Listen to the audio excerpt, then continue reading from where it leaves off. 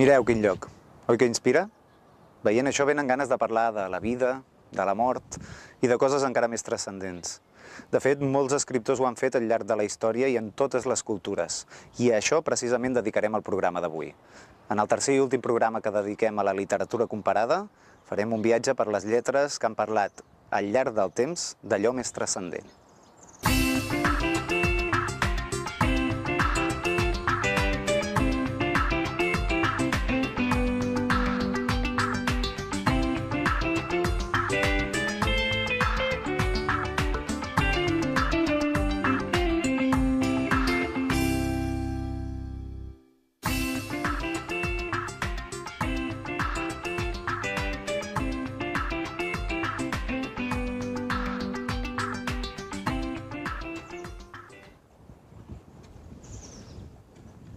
És difícil concebre la història de la humanitat sense tenir en compte el fet religiós. Des dels orígens més remots, els humans han buscat respostes sobre la creació de l'univers i el sentit de la vida.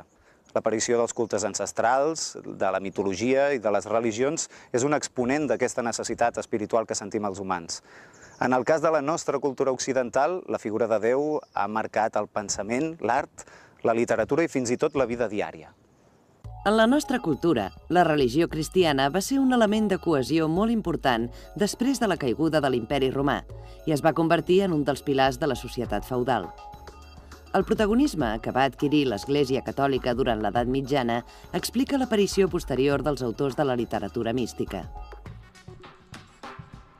El misticisme és la doctrina o el pensament que tracta dels misteris religiosos i concretament de l'experiència de la unió espiritual de l'home amb la divinitat. En les lletres catalanes, i fins i tot en tota la cultura occidental medieval, un dels autors més importants en aquest camp és Ramon Llull, que va néixer a Mallorca el 1232 i va morir a la mateixa illa als 83 anys, el 1315. Es tracta del primer gran escriptor en català, autor d'una obra molt extensa i variada, escrita tant en català com en llatí, àrab i provençal. Llull va conrear tant la poesia i la novel·la com l'assaig filosòfic, científic i místic, amb la intenció de sistematitzar tots els coneixements de l'època. Pel que fa a la part de la seva obra dedicada a la mística, en destaquem el llibre Contemplació en Déu, un llibre que havia de permetre la conversió dels infidels i que conté l'origen de tota la seva mística. El llibre s'estructura en 366 capítols, un per cada dia de l'any, i un mes per als anys de traspàs, per oferir matèria moral diària de contemplació de Déu i de totes les seves meravelles. El llibre d'Ami que he amat també sintetitza la mística de Ramon Llull, però en aquest cas de manera poètica. En un principi, Llull el va escriure de manera independent, però després el va incloure a dins de Blanquerna com si fos una obra escrita pel protagonista de la novel·la mentre fa vida contemplativa. Es tracta d'una obra de meditació adreçada als ermitans i escrita en versicles, un per cada dia de l'any. Hi apareixen 3 personatges que sovint dialoguen entre ells. L'amic, que és l'home, l'amat, que és Déu, i l'amor, que fa d'intermediari entre els altres dos. De fet, es tracta de poesia amorosa en prosa, tot i que traslladada al pla diví. Voleu sentir un d'aquests versicles? N'he triat un que pertany al mes de maig. A veure si ens ajuda a començar el dia amb bon peu. Si veus amador honrat de nobles vestiments, honrat per vanaglòria, gras per menjar i dormir, sàpigues que en aquell veus damnació i turments. I si veus amador pobrement vestit, menyspreat per la gent, descolorit i magre per dejunar i vetllar, sàpigues que en aquell veus salvació i perdurable benedicció.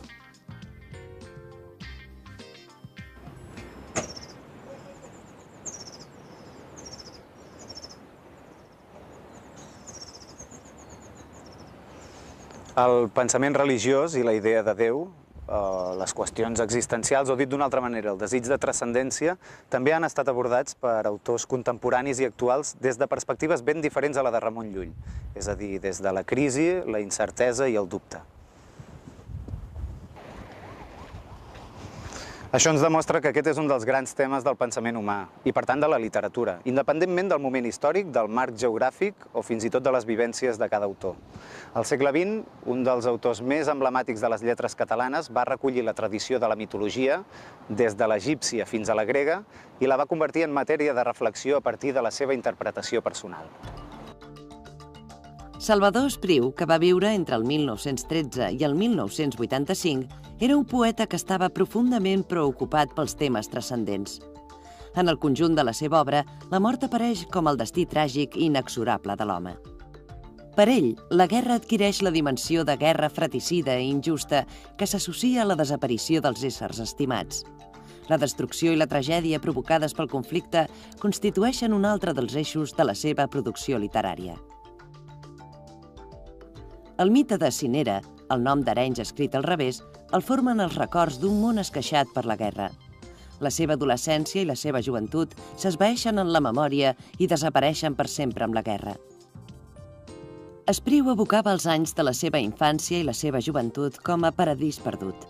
Era un món mític on vivien els personatges d'un univers que ja no existia, però aquesta ficció l'ajudava a suportar les dificultats de la postguerra. Aquests personatges eren com ninots que anaven cap a la mort en el gran teatre del món. El pessimisme per l'horror de la guerra es va transformar en una reflexió filosòfica profunda en què l'ésser humà apareixia presoner del final inexorable. La producció poètica d'Espriu, densa, complexa i molt rica temàticament, no es pot explicar sense tenir en compte una xarxa força espessa de referències culturals, que inclouen la Bíblia, la mitologia grega i l'egípcia, la teologia medieval i un seguit de temes i símbols de procedència barroca que confereixen a l'obra d'Espriu una magnitud cultural extraordinària. A partir de l'experiència de la tragèdia col·lectiva que va suposar la Guerra Civil, Espriu es va avançar tot allò que autors com Camus, Sartre o Beckett van reflectir en les seves obres respectives a partir de la tragèdia col·lectiva de la Segona Guerra Mundial i d'un món marcat per Hitler, Stalin, Hiroshima, la Guerra Freda o les guerres de Corea i del Vietnam.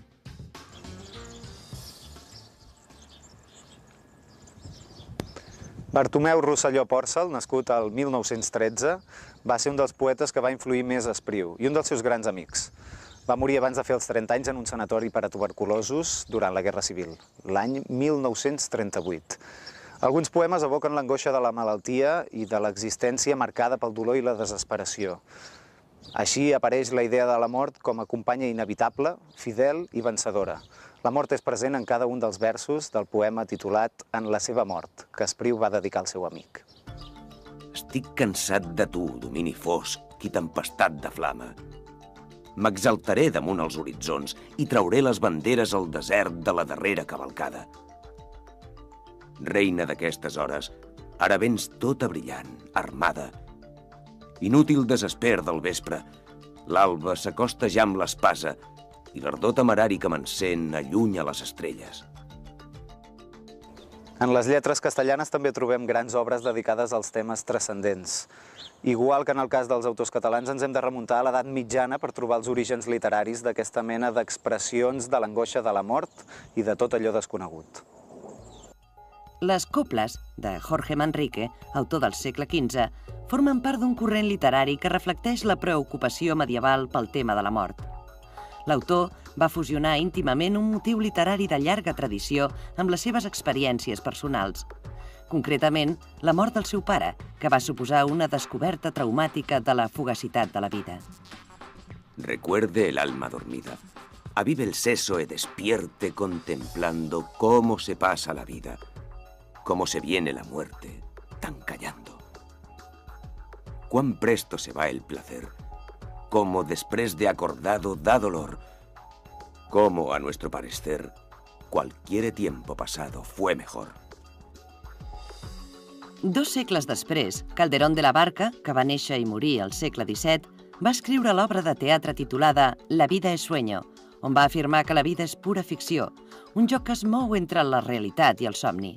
En paraules de l'obra, la vida real és mort que mira la mort. El desengany i el pessimisme radical provoquen una angoixa que només es dissol en Déu i per Déu, que es presenta com l'últim sentit de l'home. Ay, mísero de mí, y ay, infelice, apurar cielos pretendo, ya que me tratáis así. ¿Qué delito cometí contra vosotros naciendo? Aunque si nací, ya entiendo qué delito he cometido. Bastante causa ha tenido vuestra justicia y rigor, pues el delito mayor del hombre es haber nacido. Solo quisiera saber, para apurar mis desvelos, dejando a una parte cielos el delito de nacer, ¿qué más os puede ofender para castigarme más? ¿No nacieron los demás? Pues si los demás nacieron, ¿qué privilegios tuvieron que jo no gocé jamás? Meditar sobre la mort és meditar sobre la vida, perquè no existeix l'una sense l'altra. Sovint ens acosta el tòpic del carpe diem, un recurs literari que recomana aprofitar l'instant que es viu, perquè la vida és breu i el futur incert. Però de vegades, si el context social és depressiu i angoixant, ni tan sols és possible aprofitar el moment. Això es respira, per exemple, en la literatura romàntica i, en el cas de la literatura espanyola, en els poetes marcats pel desastre del 98 o per la Guerra Civil. Juan Ramón Jiménez, nascut el 1881 i mort el 1958, va publicar el 1903, 4 anys després de la pèrdua colonial de Cuba i les Filipines, Arias Tristes, una obra influïda per l'obra i l'estil del romàntic Gustavo Adolfo Bécquer, en la qual afloren els sentiments de soledat, de melanconia, i on els temes del pas del temps i de la mort troben una gran senzillesa de formes. Yo me moriré, y la noche triste, serena y callada dormirá el mundo a los rayos de su luna solitaria. Mi cuerpo estará amarillo, y por la abierta ventana entrará una brisa fresca preguntando por mi alma.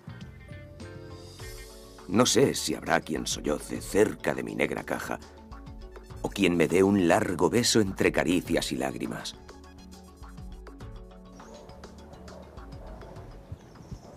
Pío Baroja, contemporani de Jiménez, va plantejar el tema de la mort d'una manera diferent de la que hem vist fins ara. En la novel·la El árbol de la ciencia, del 1911, Baroja hi va plantejar una sèrie de conflictes existencials. La ciència no proporciona respostes als interrogants del protagonista sobre el sentit de la vida i del món. La vida humana queda, doncs, sense sentit. El pensament de Pío Baroja, com veieu, estava profundament marcat per l'escepticisme religiós i per un gran pessimisme existencial que s'expressava de manera filosòfica. També de manera tràgica, però de manera molt més emocional i visceral, va abordar el tema de la vida i la mort el poeta granadí Federico García Lorca. Federico García Lorca, nascut el 1898 i assassinat el 1936 durant la Guerra Civil, va il·lustrar en el Romancero Gitano el tema del destí tràgic a través de personatges abocats a la mort.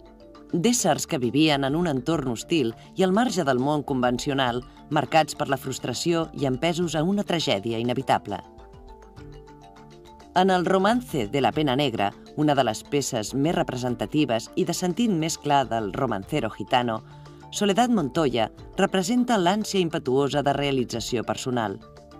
Amb ella dialoga un personatge que és la veu de la moderació, dels límits imposats per la realitat o per les convencions. Un format que, a Lorca, li va permetre projectar les pròpies obsessions. Las piquetas de los gallos cavan buscando la aurora, cuando por el monte oscuro baja Soledad Montoya.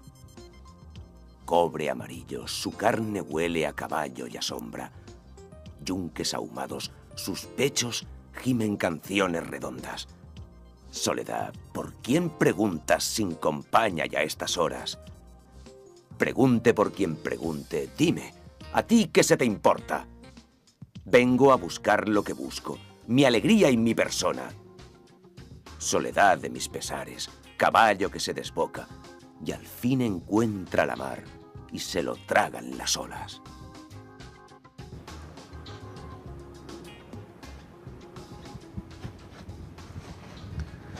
Els versos del Romancero Gitano, igual que la personalitat de Lorca, ofereixen un doble vessant. D'una banda, una vitalitat desbordant, plena de simpatia, i de l'altra, un malestar íntim i profund, un sentiment de frustració i una mena d'ombra premonitòria del seu destí tràgic.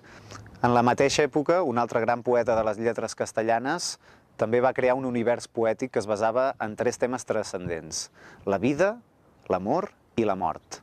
Es deia Miguel Hernández i també va morir jove, l'any 1942, amb 32 anys.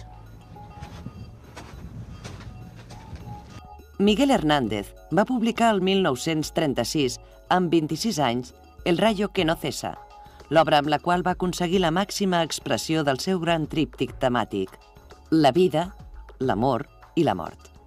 Al centre de tot hi ha l'amor, entès com un desig vitalista que s'estrella contra les barreres que s'alcen quan va passant. El poeta ho definia en paraules com la pena que tizna cuando estalla o el rayo que se clava incesante en su corazón con oscuros presagios de muerte. En aquesta obra hi trobem l'Elegía Ramon Sige, escrita en tercets encadenats i considerada una de les 3 elegies més importants de la lírica espanyola. En Orihuela, su pueblo y el mío, se me ha muerto como del rayo Ramón Sige, a quien tanto quería. Yo quiero ser llorando el hortelano de la tierra que ocupas y estercolas, compañero del alma tan temprano. Un manotazo duro, un golpe helado, un hachazo invisible y homicida, un empujón brutal te ha derribado. No hay extensión más grande que mi herida. Lloro mi desventura y sus conjuntos, y siento más tu muerte que mi vida. Ando sobre rastrojos de difuntos, y sin calor de nadie y sin consuelo, voy de mi corazón a mis asuntos.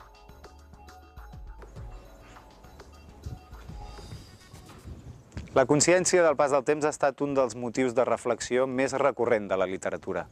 Una reflexió que es concreta en la recança de la joventut perduda, és a dir, el temps de l'amor i el desig, o bé del paradís de la infància. La infància i la joventut signifiquen el passat, un temps feliç que ja no es pot recuperar.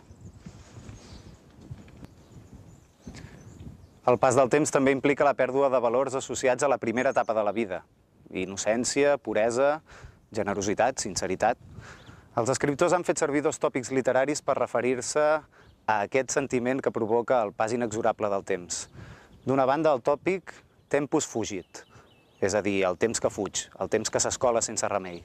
I de l'altra, el tòpic ubi sunt, que en llatí vol dir on són, i que planteja la reflexió sobre el pas del temps i sobre què se n'ha fet de la innocència, la passió, la força i el desig dels temps passats.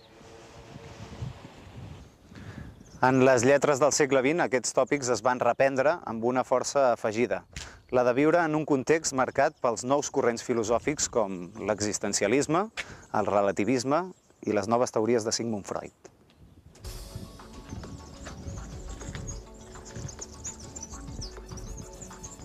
Bearn, o la sala de les nines, escrita entre els anys 1952 i 1954 per Llorenç Villalonga, és una novel·la psicològica. S'anomena així perquè centra l'interès més en l'anàlisi del caràcter dels personatges i en la seva vida interior que no pas en la trama argumental i l'acció externa. Es tracta d'un retrat de l'aristocràcia, una classe en declivi, ambientat en la Mallorca rural i arcaica del segle XIX. Don Toni, un noble mallorquí sense descendència que, com a il·lustrat personifica la raó, viu en una contradicció constant entre la racionalitat i la rauxa, entre el conservadorisme i el progrés, entre la virtut, encarnada per la seva dona, i la passió i el pecat, representats per la seva neboda Xima, amb qui fuig a París per viure una aventura amorosa. D'alguna manera, doncs, les angoixes i les crisis personals de l'obra es corresponen amb les angoixes i les crisis col·lectives del segle XX. Don Toni acabava de comprendre que l'eternitat no s'aconsegueix venent l'ànima al dimoni, sinó detenint el temps, fixant-lo. L'eternitat que ell desitjava se l'havia de crear ell mateix. Era tard per repetir, però no per recordar. Ja no necessitava Doña Xima, sinó la seva imatge. Les memòries, el refugi de Bearn, una ploma, tinta i paper. Per crear el seu món de ficció, Villalonga partia, com tants altres escriptors, de l'experiència pròpia i també de la influència d'altres autors, com Marcel Proust. Per a qui escriure significava fixar el record i salvar-lo del pas del temps. El denominador comú de bona part de la literatura del segle XX. Una literatura que tenia consciència de pertànyer a una societat decadent, en crisi. Aquesta societat la veiem reflectida en molts altres autors de l'època, com Mercè Rodoreda. La narrativa de Mercè Rodoreda, que va néixer el 1909 i va morir el 1983, també respon, com la de Villalonga, a la tècnica de l'anàlisi psicològica. Les novel·les i els contes de Rodoreda, escrits sempre des del punt de vista de la dona, reflecteixen la infelicitat davant del final de la infància, la feblesa femenina en un món d'homes, i desprenen una visió profundament pessimista i desencisada de la vida. A la plaça del Diamant, per exemple, Mercè Rodoreda va fer girar l'acció al voltant d'un personatge central, la Colometa. L'escriptora, per oferir la visió del món que tenia la protagonista, va escriure en primera persona i també va fer servir la tècnica del monòleg interior. Una altra de les obres cabdals de l'escriptora és Mirall trencat, publicada l'any 1974. Aquesta novel·la explica la història d'una família a través de 3 generacions i, per tant, en lloc d'utilitzar un personatge central com a vehicle de l'acció, presenta una gran diversitat de punts de vista. Mirall trencat és la història de la tragèdia d'una família. Una gran torre i el jardí són l'escenari simbòlic per parlar de 3 temes existencials: la felicitat de la infància, el pas destructor del temps i la mort. Com veieu, gairebé un compendi de tot el que hem vist al llarg del programa, però passat per les influències del segle XX, com la psicoanàlisi, l'obra de Proust i el simbolisme. A Mirall trencat, l'autora tracta la realitat d'una manera poètica i simbòlica. Un d'aquests símbols és justament el mirall. Darrere el mirall hi ha el somni. Tots voldríem atènyer el somni, que és la nostra més profunda realitat, sense trencar el mirall. Armanda, un dels personatges de l'obra, trenca el mirall i cada bocinet d'aquest mirall mostra la visió que té de la realitat un personatge determinat. Només si es conjuguen aquests punts de vista diferents es pot recompondre la totalitat de la història.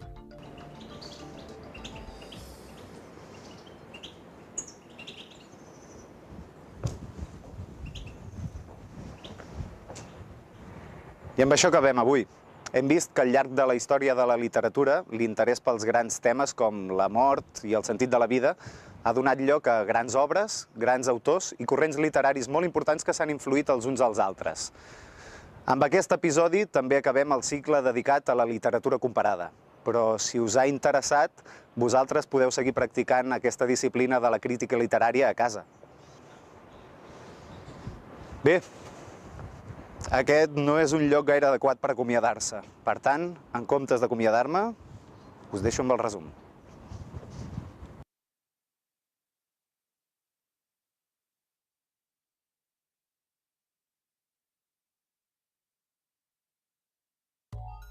Al llarg del programa d'avui hem repassat diversos autors i diverses obres cabdals que, des de la mística fins a l'existencialisme, han tractat els grans temes transcendents. Recordeu a quin autor correspon cadascuna d'aquestes obres?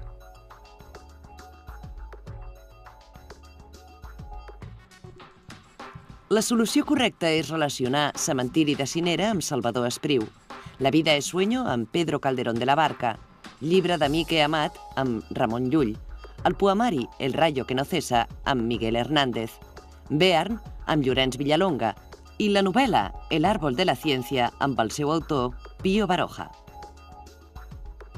En els programes que hem dedicat a la literatura comparada i especialment en el d'avui, hem parlat de diversos tòpics literaris que tenen nom llatí i que es refereixen a temes recurrents en la història de la literatura. Podeu relacionar el nom d'aquests tòpics amb el seu significat?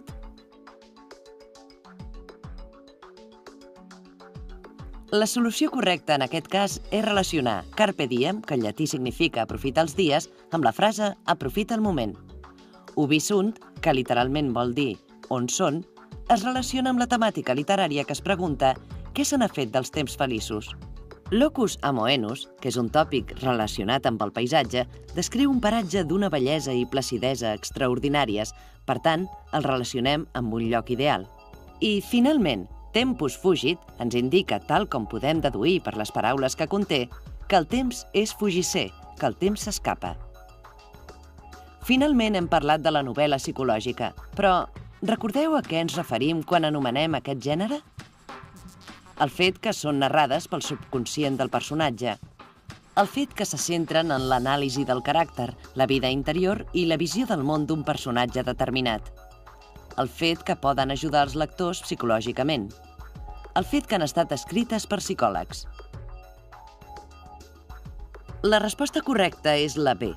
Anomenem novel·la psicològica la novel·la que centra l'interès més en l'anàlisi del caràcter dels personatges i en la seva vida interior que no pas en la trama argumental i l'acció exterior.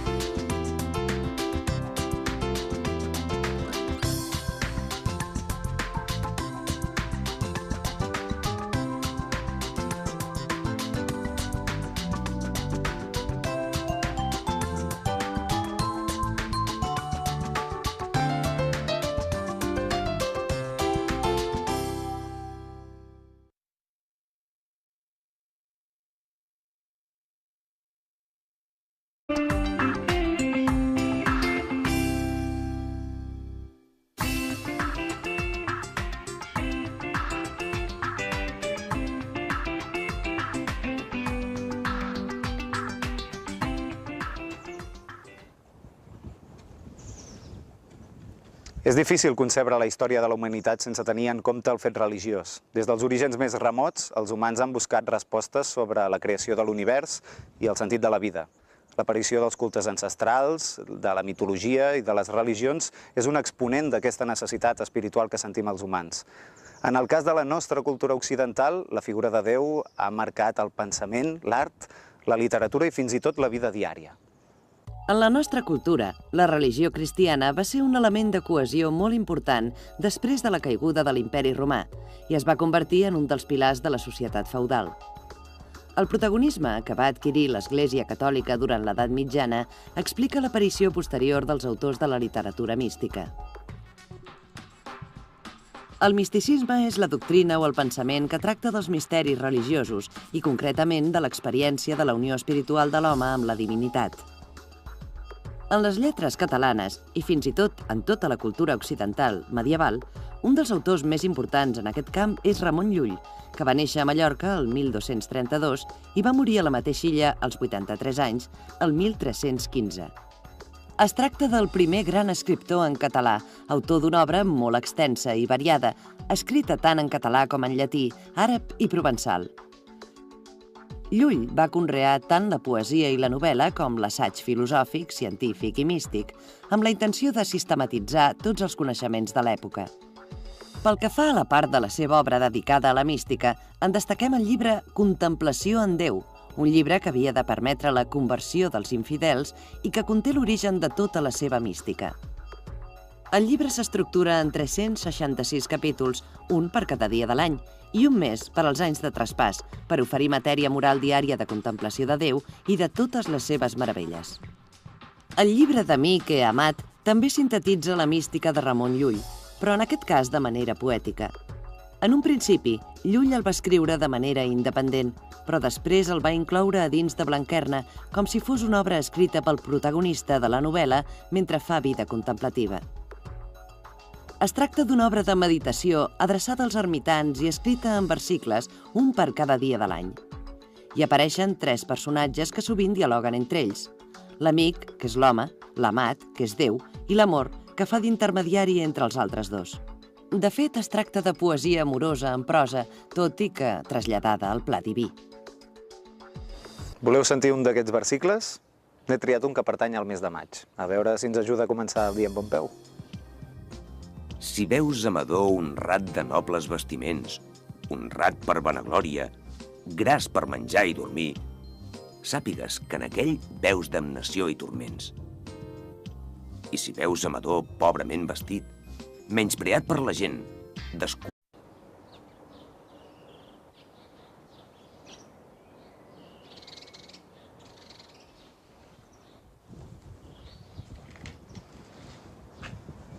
Mireu quin lloc.